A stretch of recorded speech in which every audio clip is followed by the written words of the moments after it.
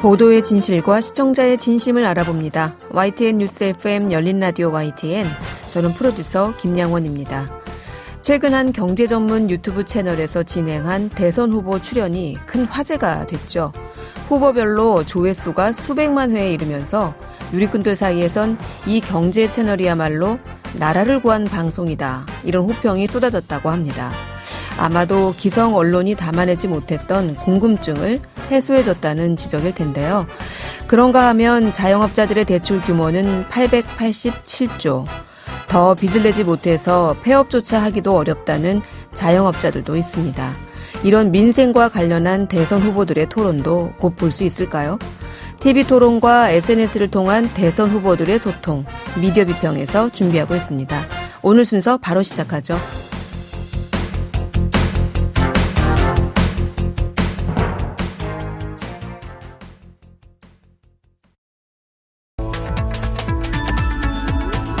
미디어가 전하는 이슈에 대한 다양한 분석과 팩트체크까지 바로 보고 뒤집어 보고 꼭꼭 씹어보기 위한 미디어 비평 프로그램 열린 라디오 YTN. 네, 한 주간 있었던 뉴스들 가운데 사실 확인이 필요한 뉴스를 팩트체크해 봅니다. 팩트체크 전문 미디어죠. 뉴스톱의 송영훈 팩트체커 전화 연결돼 있습니다. 송 기자님 안녕하세요. 네, 안녕하세요. 새해 복 많이 받으십시오. 네, 감사합니다. 새해 복 많이 받으십시오. 네, 감사합니다. 자, 예, 저희가 새해 첫 팩트체크부터 시작해 볼 텐데 어떤 거 준비하셨나요? 네, 지난해 마지막 날이죠. 12월 31일 자정을 기해서 박근혜 전 대통령이 특별 사면됐습니다. 네. 이 특별 사면을 두고 정치권에서 또 한 번 논란이 일었는데요. 특히 국민의힘 대선 후보인 윤석열 검찰총장이 박 전 대통령을 감옥으로 보낸 사람이다. 또 특사를 단행한 문재인 대통령은 그런 박근혜 대통령을 풀어준 사람이다. 이런 내용들이 좀 논란이 됐습니다. 네. 박근혜 대통령의 탄핵과 수감, 누가 더 책임이 있는지 팩트체크를 해봤습니다. 네. 네.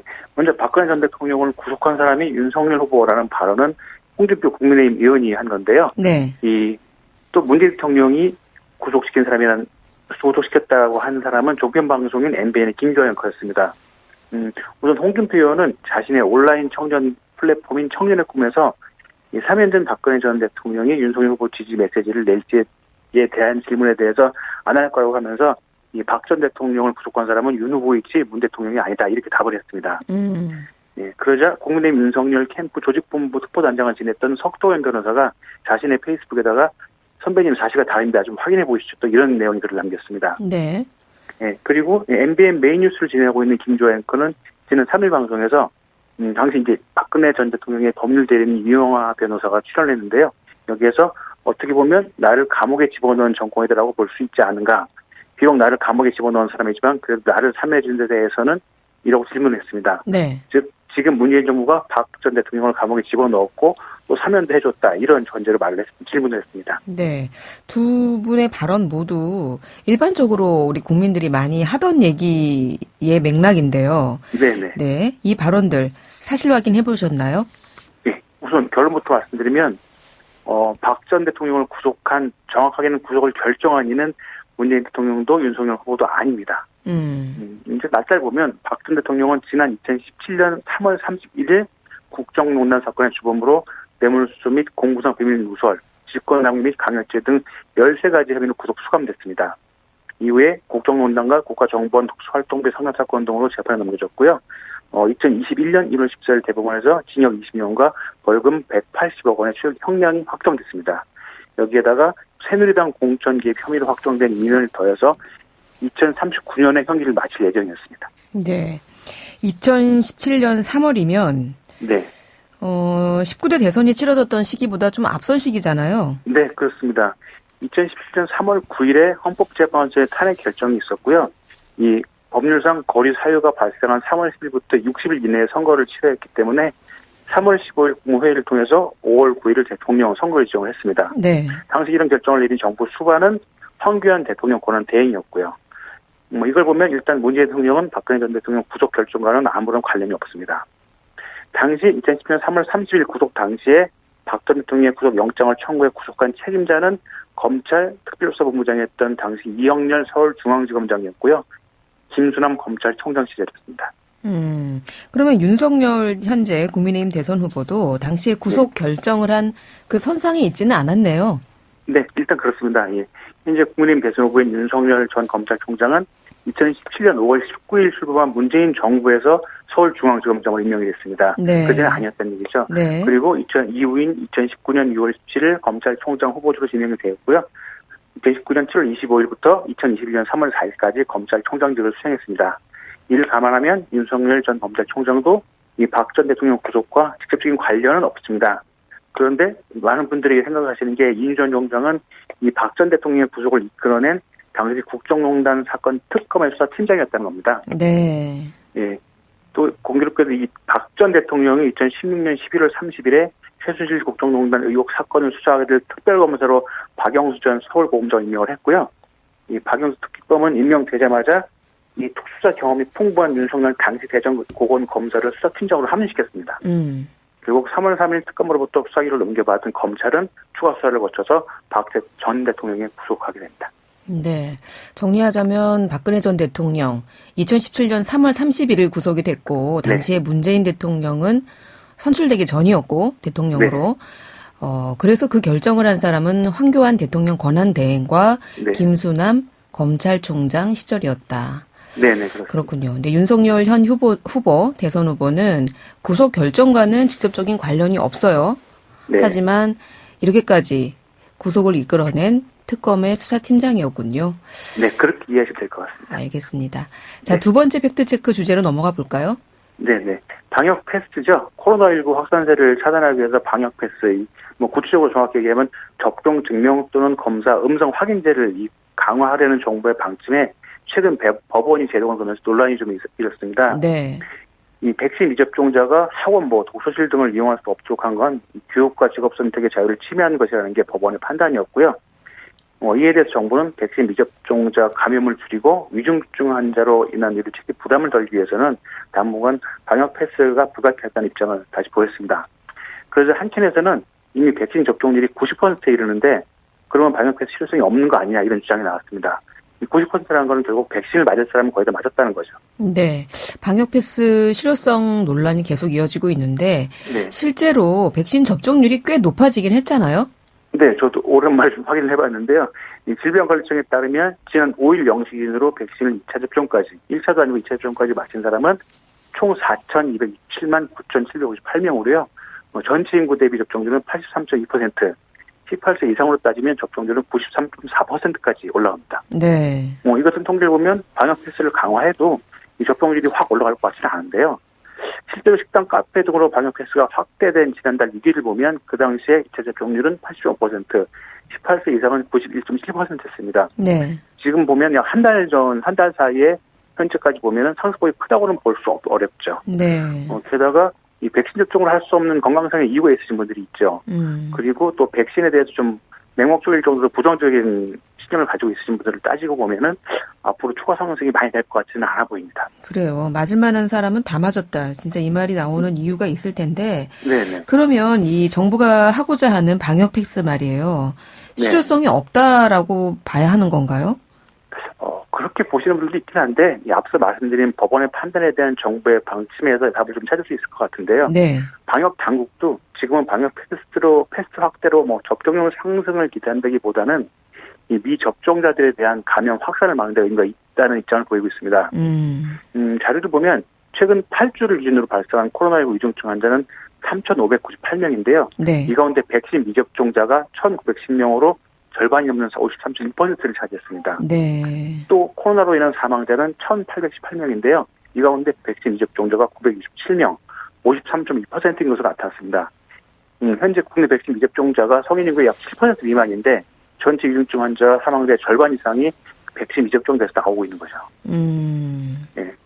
정부가 지난해 11월 코로나를 시행하고 한 달 만에 다시 방역 강화로 돌아선 이유도 가장 큰 중에 하나가 이제 위중증 환자의 급증이었습니다. 네. 위드 코로나 전환을 한 다음에 위중증 환자가 예상 밖으로 많이 들면서 병상 부족이 급격하게 나빠졌기 때문인데요. 네. 이 병상 부족은 결국 코로나19는 물론 다른 질환을 앓는 분들한테도 큰 타격을 주게 됩니다. 맞습니다. 지금 일선 병원에서는 이 병상 부족 사태가 정말 심각하다 이런 얘기들이 들리던데요. 네. 그러면 정부가 이렇게 방역 패스를 실시하는 진짜 목적은 뭐 접종률을 높이겠다 이런 것보다는 네. 미접종자의 위중증 환자율이 너무 높기에 이것에 대한 차단 효과, 예방적 수단으로 볼 수 있겠네요.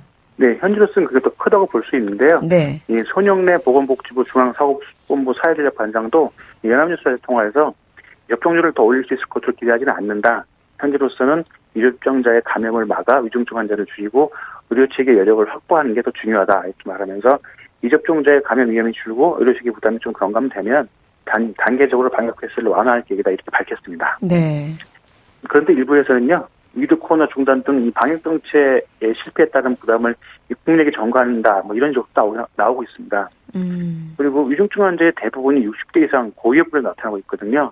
그러니까 전 국민 대상보다는 이제는 60대 이상 추가 접종이 좀 필요한 게 아니냐 이런 의견이 나오고 있습니다. 그렇군요.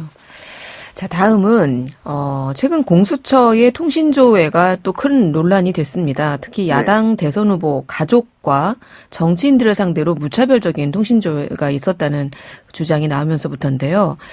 이 공수처도 결국은 과거의 국정원이나 검찰과 뭐가 다르냐 이런 지적이 있었죠? 네, 그렇습니다. 우선 이걸 설명드리기가 좀 구분해야 될 게 하나 있는데요. 이 수사기관이 통신과 관련해서 확인할 수 있는 게 두 가지가 있습니다. 네. 하나는 통신 사실 확인이고요. 또 하나는 통신 자료 조회인데요. 이 범죄 피의자의 통화 내역을 조사하는 게 통신 사실 확인이고 피의자의 통화 상대방 인적사항을 알아보는 게 통신 자료 조회입니다. 통신 사실 확인은 통신비밀보호법에 따라서 법원의 허가가 있어야 됩니다. 네. 상대방 전화번호, 통화 일시와 시간, 인터넷 로그 기록, IP 주소, 발신 기지국 위치 추적 자료 등 좀 구체적인 내용들이 많이 들어가고요. 이에 비해서 통신자료 조회는 법원의 허가가 필요가 없습니다. 그냥 수사기관이 대상자 인적사항을 이동통신사에 확인해달라고 요청을 하면은 이동통신사는 이용자 이름, 주민번호, 주소, 가입 및 해지 일자, 전화번호, 아이디 등 이동통신사의 기본 가입 정보를 알려주는 겁니다. 네. 보통 피의자가 누구랑 통화했는지 확인할 때 많이 이용이 됩니다. 네. 이렇게 수사기관이 영장도 없이 개인의 통신자료를 조회하는 법적 근거는 전기통신사업법 제83조 3항에 나와 있는데요. 이거에 대해서 통신사가 반드시 응할 의무가 있는 건 아닌데 이 통신사가 관행적으로 그냥 즉각 검찰 요구에 대응을 하고 있는 겁니다. 검찰이나 수사기관에. 네. 이 때문에 연간 1,000만 건을 넘을 정도로 많이 조회가 이루어지고 있습니다. 지금 논란이 된 건 바로 이 통신자료 조회인데요. 검찰이 법원 허가 없이 통신사 요청해서 자료를 다 받은 거죠. 네. 통신 자료 조회, 통신 사실 확인, 요건 좀 구분해서 볼 필요가 있다. 이렇게 설명을 하셨고. 네. 그런데 이 통신 조회 말이에요. 통신 자료 조회가 과거에도 좀 사찰 논란 같은 거를 일으키지 않았습니까? 네, 그렇습니다. 종종 있었는데요. 일단 가장 좀 커졌던 게 2017년 10월인데 당시 자유한국당 홍준표 대표가 사정당국이 자신이 사용하는 수행비서 휴대전화에 대해서 통신조회를 했다. 이렇게 밝히는 사찰 논란이 있었습니다. 네. 그런데 당시 조선일보, 중앙일보, 문화일보 등이 이 통신자료 조회는 통신수단의 한 수단일 뿐 특정인을 겨냥한 사찰로 보기는 어렵다. 이렇게 팩트 기사를 냈습니다. 그러면 당시의 보도 내용을 참고로 한다면 통신자료 조회를 사찰로 보기는 좀 어렵다. 이런 말씀이신데 네. 이번에 공수처의 통신자료 조회가 공개되자 공수처가 검찰보다 더하다 이런 주장도 나왔죠? 네, 그렇습니다. 이 한 건당 통신 조회수가 이 공수처가 검찰보다 더 많은 게 아닌가 이런 주장인데 네. 이 과학기술정보통신부 자료에 따르면 2021년 상반기 수사기관별 통신자료 조회 건수를 보면 검찰이 59만 7,454건, 경찰이 187만 7,182건, 공수처는 135건 정도로 집계됐는데요. 특히 윤석열 국민의힘 대선 후보가 검찰총장으로 재직하던 당시에 이 검찰이 조회한 통신자료는 전체 282만여 건 정도에 달했습니다. 네. 그런데 이렇게 검찰과 공수처의 사례를 단순 비교하는 건 좀 잘못된 유사라는 주장도 있는데요. 이 두 기관이 처리한 사건 수가 다르다는 거죠. 이 유상범 국민의힘 의원 검찰 출신인데 지난 30일 국회 법제사법위원회 전체회의에서 검찰은 240만 건의 사건에서 280만 건의 통신조회를 했다. 사건 한 건당 평균 1.2회인데 네. 이 공수처는 3개 사건에서 수백 건의 통지를 했다. 건수가 훨씬 많다는 거죠. 단일 사건보다. 결국 공수처의 통제를 주의 대상이 너무 무분별하고 광범위했다. 이렇게 주장을 했습니다. 그런데 또 이 유 의원 주장도 빈틈이 있다는 반론이 나왔습니다. 네. 이 검찰은 2019년 7월부터 2020년 12월까지 통신사에 모두 27만 2,827건의 협조 구문을 보내서 282만 6,118건의 통지 자료를 확보했습니다. 이렇게 보면 공문 한 건당 10에서 11건의 통지 조회가 이루어진 거죠. 네. 그러니까 결국 사건마다 사항이 다르기 때문에 전체 사건당 전체 통신 조회 수를 단순하게 비교해서는 이 정확한 상황을 알 수 없다는 거죠. 이 검찰사 기법상 오해를 볼 수 있다는 거고요. 이번 통신조회 사찰 논란에서 문제를 지적할 수 있는 거는 이 범죄 피의자 통화 내역이 없는 사람들이 대상이 되었다는 겁니다. 네. 이 공수처가 수사 대상으로 삼은 피의자와 전혀 관련이 없는 분야의 기자나 또 기자의 가족까지 통수가 됐다는 건 좀 이상하죠. 예, 그래서 공수처에서 대상을 조회 대상을 좀 추렸어야 되는데 그런 과정을 좀 등한히 세우고 무작정 조회를 했던 게 아닌가 이런 지적이 나왔습니다. 네. 네, 이번 논란과 관련해서는 그동안 많은 지적들 혹은 주장이 나왔는데 역시 법조계 시민단체 등에서 이 통신조회가 너무 무분별하게 이루어지고 있다. 통신조회도 법원의 허락을 받도록 바꿔야 하고 그리고 현재는 자신이 직접 통신조회 여부를 확인을 요청해야 하는데 앞으로는 통신사가 먼저 통보하도록 해야 한다. 이런 주장이 호응을 얻고 있습니다. 그래요. 통신조회가 피의 사실과 전혀 관계없는 사람까지 했다는 거는 좀 네. 무분별한 게 아니었나 싶은 생각도 들고 네네. 통신사가 사실 이렇게 가입자들의 통신조회가 이루어지면 이거를 좀 알려줘야 되는 건 아닌가. 네. 개인정보인데 말이죠. 네, 그렇습니다. 네, 그런 생각도 드네요.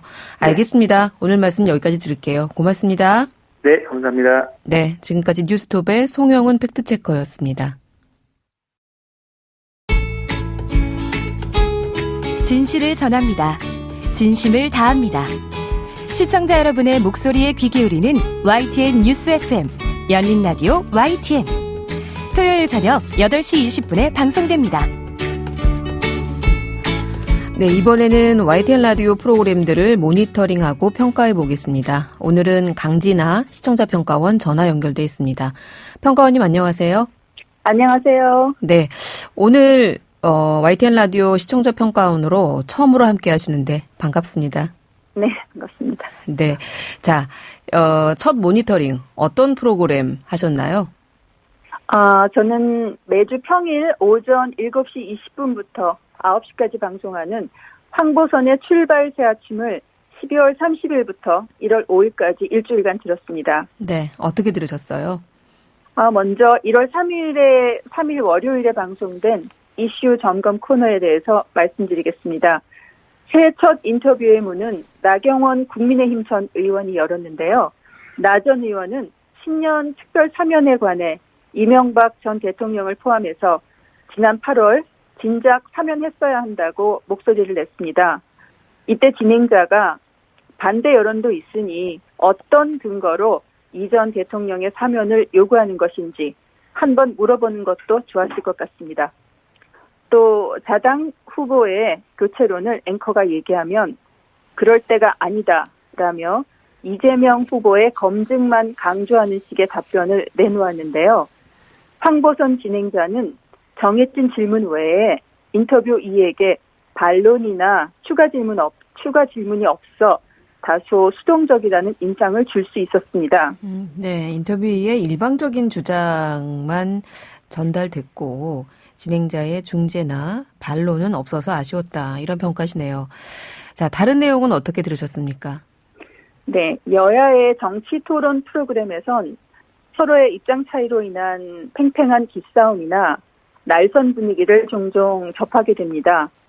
그러나 이른 아침에 일어나 제일 먼저 접하게 되는 아침 시사 프로그램에선 이런 상황이나 언어로서는 조금 불편하게 느껴질 때가 있는 것도 사실인데요. 다소 정리되고 핵심 사항은 분명하게 가지고 가되 순화된 토론을 접하고 싶은 게 많은 청취자들의 생각일 듯합니다.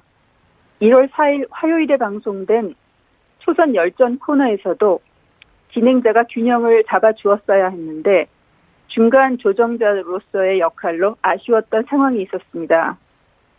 초선 열전에 출연한 허은하 국민의힘 의원의 경우 박근혜 전 대통령의 사면과 관련해 대통령 신년사에서 굳이 언급할 필요가 있었나라고 했고 허 의원의 긴 주장이 끝난 후 장철민 더불어민주당 의원이 신년사에 그런 발언이 없었다라고 지적하자 허 의원은 나는 그런 말 한 적 없다는 엉뚱한 대답을 하며 말했다와 안 했다로 허 의원과 장 의원이 한동안 주거니 받거니 공방을 계속 이어갔습니다. 네. 이때도 허 의원의 오류를 진행자가 바로 정정해 주었더라면 길게 늘어지지 않았을 상황이라고 봅니다. 시간이 좀 소요되고 나서야 황보선 진행자는 신년사에 그런 내용이 없었다고 언급합니다. 이날 우리가 서로 다른 신년사를 들었나요? 하는 말로 2번이나 되묻는데요. 이런 의미 없는 공방을 죽일 수 있는 중재자 역할을 앵커가 해주기를 바랍니다. 또한 앵커가 시작 부분에서 허 의원에게 눈이 빨갛다는 말을 하는데 뒤에 가서 또 반복합니다. 그렇게 중요한 사항은 아닌 것 같은데 한 번 언급한 정도로 충분했다고 봅니다. 네. 진행자가 중재자로서 확실하게 역할을 좀 해줬으면 좋겠다. 그리고 불필요한 언급은 자제했으면 좋겠다. 이런 의견이시네요. 자, 마지막으로 살펴볼 내용이 있을까요? 구자룡 변호사의 사건인 법에서의 역할은 일반인들이 원하는 맞춤 변호사와 같은 존재로 느껴집니다. 지난 1월 3일 월요일 사건인 법 방송에서는 통신 가입 자료와 통신 사실 확인 자료에 대한 명쾌한 정리와 심도 있는 설명을 통해 매우 잘 알 수 있게 되었습니다. 다만 너무 많은 정보를 단시간에 알려주려다 보니 마치 판결문을 매우 빠르게 읽고 지나가는 듯한 느낌을 받을 때가 있습니다. 듣는 이에 따라서 받아들일 수 있는 정보의 양이 다르고 타자가 의도한 만큼 미처 다 흡수하지 못할 우려가 있기 때문에 조금 더 차분히 전달해 주었으면 하는 바람입니다. 네. 오늘은 황보선의 출발 새 아침에 대한 시청자 평가원의 의견 들어봤습니다. 오늘 말씀 고맙습니다. 감사합니다. 네. 지금까지 강진아 시청자 평가원이었습니다. 열린 라디오 YTN에서는 시청자 여러분의 목소리를 듣습니다. 참여 신청과 의견은 유료 문자 샵 0945, 우물정 0945나 YTN 라디오 프로그램 열린 라디오 YTN 게시판을 통해 남겨주세요. 네, 한 주간 뉴스를 꼭꼭 씹어보는 시간이죠. 미디어 비평. 오늘은 송경재 상지대 교양학부 교수 전화 연결돼 있습니다. 교수님 안녕하세요. 네, 송경재입니다. 네. 새해 복 많이 받으세요. 네, 새해 복 많이 받으십시오. 올해는 대선, 또 국회의원 재보궐선거, 또 지방선거까지 참 선거가 많은 한 해인데요. 아주 바쁜 한 해가 될 것 같아요. 대선이 이제 2달밖에 남지 않았는데, 근데 사실은 뭐 이렇다 할 뭐 TV 토론회, 뭐 정책 토론회 이런 것들은 잘 보이지가 않고요. 그래서 정책 토론이 없는 대선이다 이런 얘기가 나오는데 이거 좀 이례적인 거죠? 네, 뭐 대선까지 이제 60일선이 깨졌는데도 그 후보자 정책이 명확하지 않은 점, 그리고 토론회가 제대로 열리지 않은 점을 두고 크게 비판의 목소리들이 좀 나오고 있습니다. 이번 대선이 과거 대선과 다른 두 가지를 꼽으라면요. 첫째, 여론조사 대선이라 할 만큼 언론사의 여론조사 보도가 홍수를 이루고 있고요. 네. 둘째, 주요 정당의 후보가 선출되었는데도 정책과 공약을 둘러싼 토론이 없다는 것입니다. 네. 현재 공직선거법에 따르면 대선 기간 중 대담이나 토론회는 최소 3회 이상 개최하게 되어 있습니다. 법정 토론 기준인 거죠. 그런데 정당과 후보별 입장 차이 때문에 아직 논의조차 되지 않고 있습니다. 과거에는 야당이 주로 공격하는 입장에서 토론회를 더 열자고 주장했는데요. 네. 그런데 이번에는 좀 공수가 바뀌어서 여당인 더불어민주당이 적극적으로 토론회를 하자고 하는데 제1야당인 국민의힘에서 조금 미온적이에요. 네. 이에 학계와 언론계뿐만 아니라 시민사회에서도 비판하고 나섰는데요. 언론에서도 지난주에 이 부분을 심도 있게 다뤘습니다. 노컷뉴스 1월 4일자 토론 없는 이상한 대선, 토론이 보고 싶습니다. 라는 보도에서 이 문제를 꼬집었습니다. 한마디로 요약하면 당내 경선할 때는 후보 간 정책을 알 수 있는 토론회가 10여 차례가 열리는데 왜 중요한 본선인 선거를 앞두고는 토론회가 열리지 않느냐, 이런 겁니다. 맞네요. 당내 경선 있을 때는 정말 우리가 그 후보자 간 토론회를 좀 봤던 기억이 있는데 그렇죠. 정작 본선에 올라서고 나니까 토론이 없기는 해요.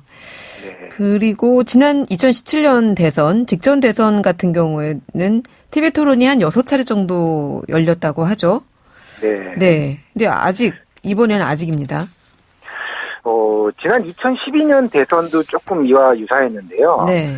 당시 박근혜 후보와 이제 문재인 후보가 그 토론회를 이제 법정 토론회 3차례만 한 이후에 2017년에는 이제 변화가 있었어요. 아무래도 네. 토론회의 중요성이 강조되면서 뭐 TV, 뭐 학계, 언론단체 주최로 활발한 토론이 진행됐었거든요. 네. 그래서 당시에는 어느 후보 하면 무슨 공약이 있다는 것을 좀 국민들이 잘 알 수 있었거든요. 네. 하지만 이번에는 그렇지 못한 상황입니다. 실제 MBC가 코리아 리서치에 의뢰해서 전국 성인 남녀 1,007명을 조사해서 지난 1일 발표한 그 설문 결과에 따르면요.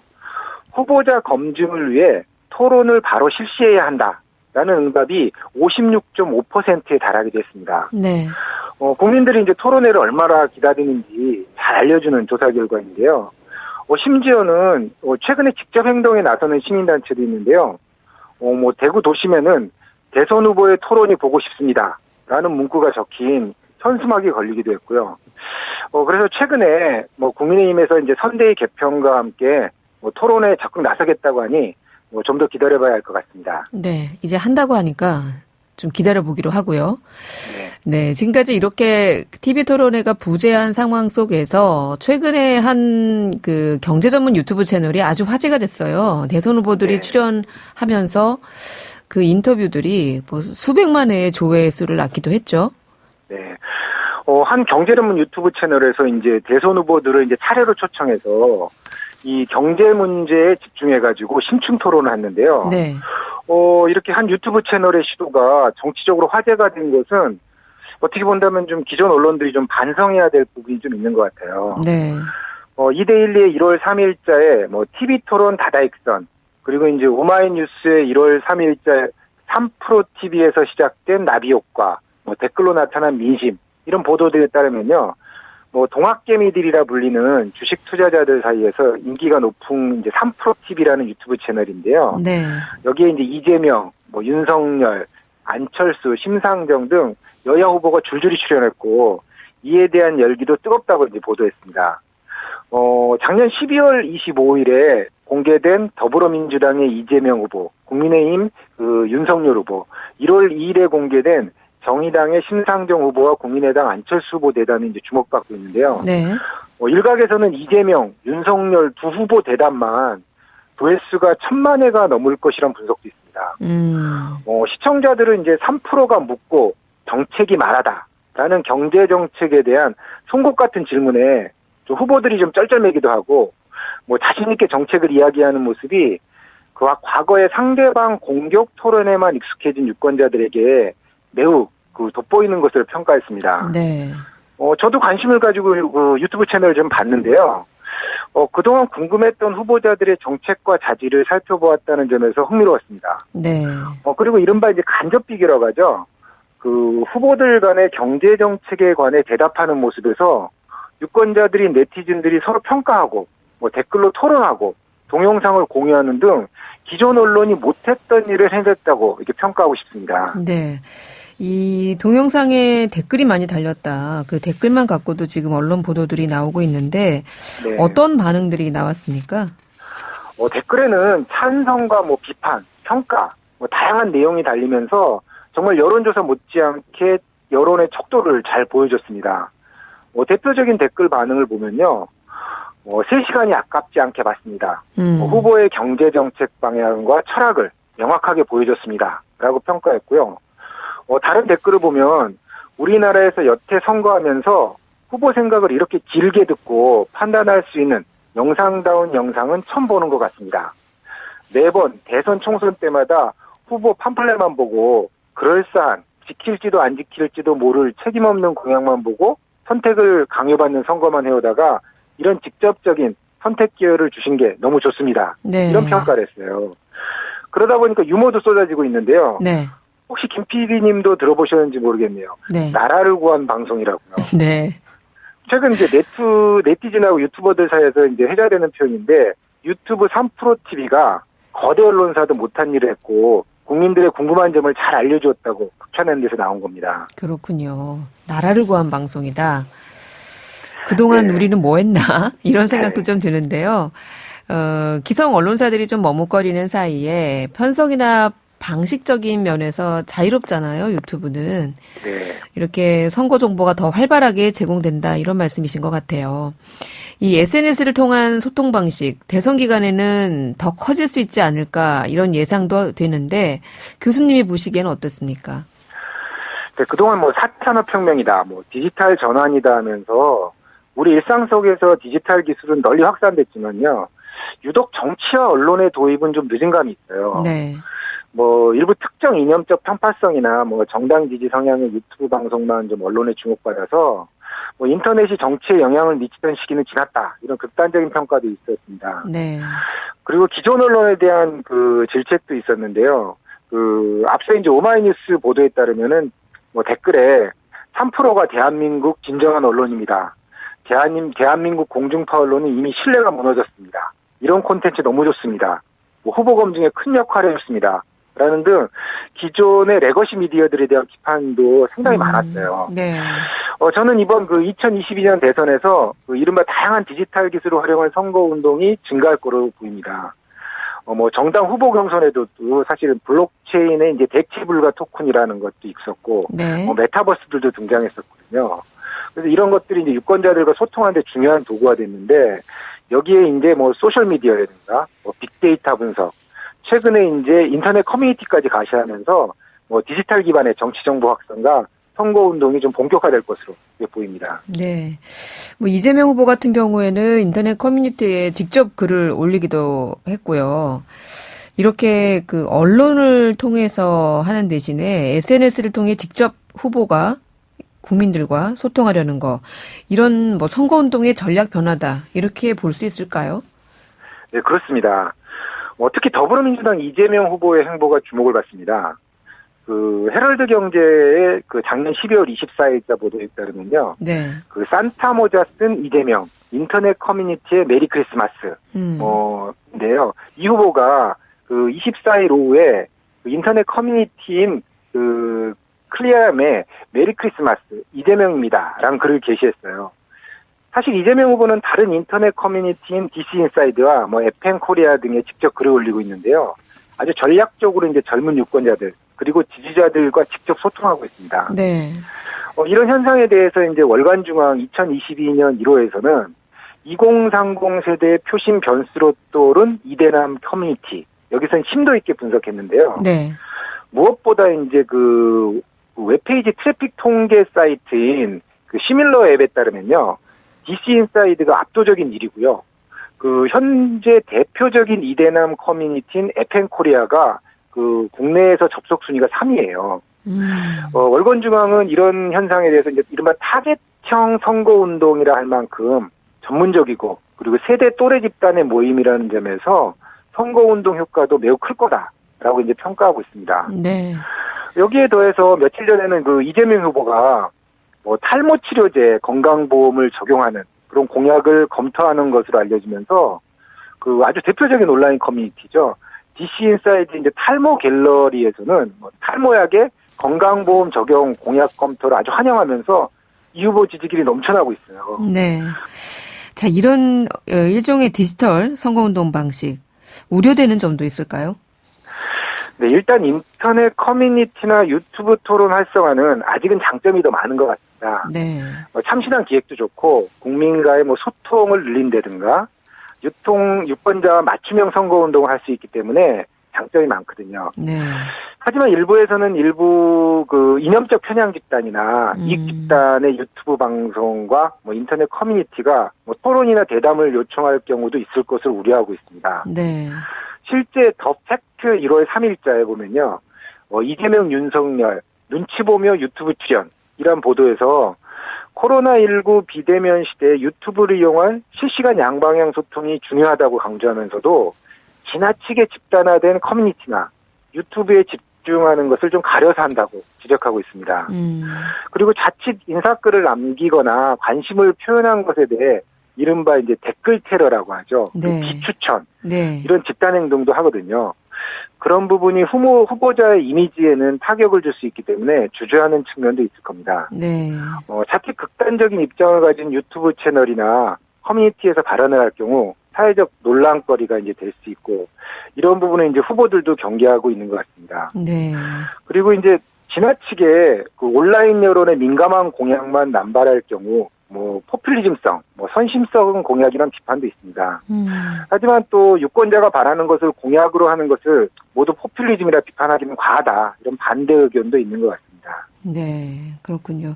아무래도 이런 SNS를 통한 직접적인 소통 방식이 일단은 기존에 없었기 때문에 참 참신한 것 같기는 해요. 근데 지적하신 대로 너무 지나치게 되면 어떤 정제되지 않은 의사소통 이런 것들이 일어나면서 걷잡을 수 없게 되지는 않을까 이런 우려도 있는데, 네. 예, 앞으로 저희가 좀 감시하면서 지켜보죠, 뭐.